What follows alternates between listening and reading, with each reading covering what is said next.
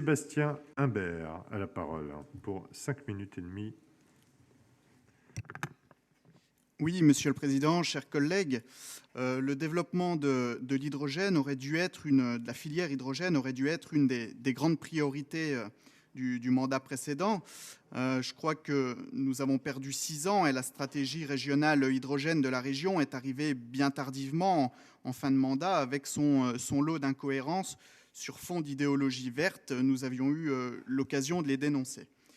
Dans le projet qui nous est présenté aujourd'hui, il est indiqué que les rames devront être alimentées par de l'hydrogène décarboné, ce qui correspond pleinement à notre volonté de production d'un hydrogène issu du nucléaire et vient donc contredire le fond idéologique de votre stratégie régionale hydrogène.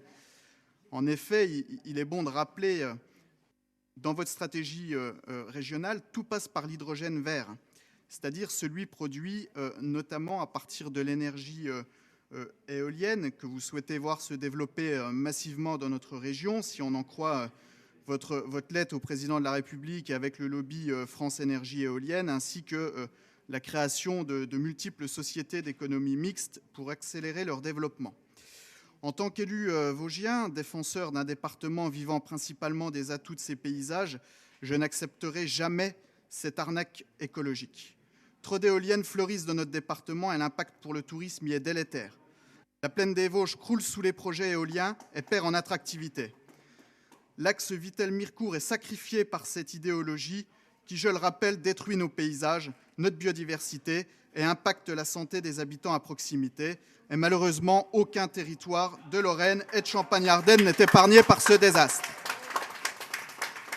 Je le redis, l'hydrogène produit dans notre région doit l'être notamment à partir de nos centrales nucléaires. J'en profite pour dénoncer au passage votre immobilisme dans le dossier Fessenheim, où vous avez laissé fermer cette centrale qui ne présentait aucun risque de sécurité. Et je rappelle que 2000 emplois en dépendaient. Quand on est président d'une région équivalente à 2 fois la Belgique, on essaie de se servir du poids de sa collectivité pour influer sur les décisions d'État. Vous ne l'avez pas fait et continuez à baigner dans une idéologie verdissante qui ne profite à personne. Si nous soutenons ce projet de développement de rames automotrices à hydrogène dans notre région, tant notre pays a pris du retard dans ce domaine, et comme il est rappelé dans ce rapport, nos voisins allemands sont une fois de plus en avance, en ayant déjà déployé 3 trains voyageurs Coradia Highline depuis 2018. Nous rappelons que le projet qui nous est présenté aujourd'hui s'établira sur plus de 8 ans. Mais rien n'est étonnant lorsqu'on se penche sur la stratégie de notre pays dans ce secteur. En effet, alors que la France s'est fixé en 2018 l'objectif d'un financement régulier de 100 millions d'euros par an en faveur de l'hydrogène, l'Allemagne a annoncé qu'elle prévoyait d'investir 9 milliards dans cette molécule qui peut, rappelons-le, être utilisée pour la production ou le stockage d'énergie et qui, produite notamment à partir du nucléaire, est neutre en carbone.